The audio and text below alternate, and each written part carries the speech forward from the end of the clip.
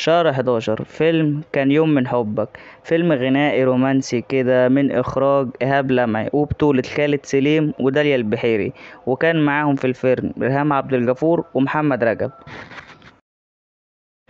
وآخر شهر معانا شهر 12 فيلم شباب تكاوي من إخراج سعيد محمد مرزوق، وهو كاتب السيناريو برضو. الفيلم بطولة أحمد عز ومنة شلبي وماجد الكدواني وعلاء مرسي، وهو فيلم اجتماعي بيتكلم عن العلاقات السريعة بين الشباب والبنات في الشارع، لحد بقى ما الفنان أحمد عز بيقابل حب حياته الحقيقي، والشغل ده بقى ويعقل والانتظام وانتوا عارفين بقى.